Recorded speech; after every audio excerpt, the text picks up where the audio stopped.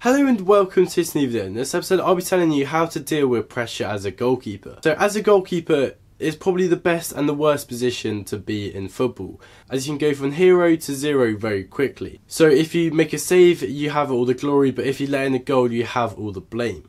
So as a goalkeeper, you have to deal with pressure really well. Don't worry if you don't deal with pressure very well, as in this video I'll be telling you some techniques that you can do to deal with pressure a bit better. So as a goalkeeper, pressure can make you go from your best performance of your life to the worst performance you can ever have. So aspects which can affect your performance under pressure and which could increase pressure is the presence of coaches there, spectators there, family there, but also most importantly scouts there. As a goalkeeper and as an outfield player as well, if you know a scout is there, you're likely to perform either really well or really badly depending on how you deal with pressure.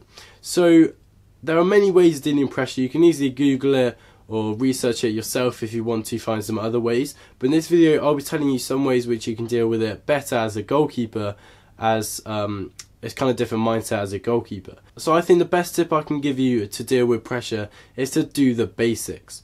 So as a goalkeeper, doing the basics is the best thing you can possibly do under pressure. So doing the basics doesn't mean don't trust your instinct, it just means that instead of, I don't know, trying to do a Cruyff turn around a striker instead of clearing your lines, it's just those kind of basic things. So just do the basics, concentrate on your hand formation, making the W or the diamond, on the ball when you catch it, concentrate on signing your pinky when you make a low dive save, and also just think of all the basics like kicking, where your planting foot goes, how you strike the ball, and just stuff like that. And that will kind of take your mind off the scouts or the spectators or your coaches or whatever, and it'll make you concentrate on how you play your game. So another advice is, don't think of pressure as bad. Pressure isn't always a bad thing, and in most cases pressure is actually a good thing.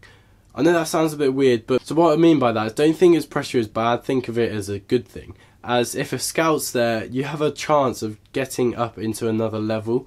Or if coaches are there or spectators are there, they're going to think of you as a really good goalkeeper if you think of pressure as good, as you won't let the pressure get to you, and you won't think of it as a bad thing that you're going to fail, you're going to do badly under pressure. You'll think of it as, I'm going to strive under this pressure. So another thing that I sometimes do, especially when I'm maybe having not the best game, is to visualize yourself doing something really good.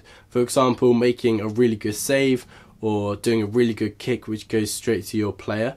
So it's just those simple things where you're thinking in your mind, right, this is what I'm going to do, I'm going to make a really good save next time they make a shot. So if you visualise yourself doing something really good, chances are you're going to distract yourself from the fact that there's scouts, family, spectators there, and you're going to concentrate on the game a bit more. So visualising yourself doing something good will also bring about a bit more confidence in you, as you're kind of telling yourself that you can do it, you can play well, and you can make a good save. So at the end of the day, the one tip I can give you is just to practice. So you're not going to get better under pressure unless you practice.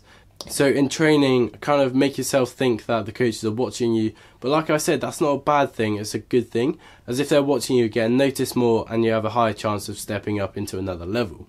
So I hope this video has helped you. I know it's not the most informative video, but like I said, you can research it yourself into some other methods you could do. So if you enjoyed, please leave a like and subscribe if you're not here. Thanks for watching, goodbye.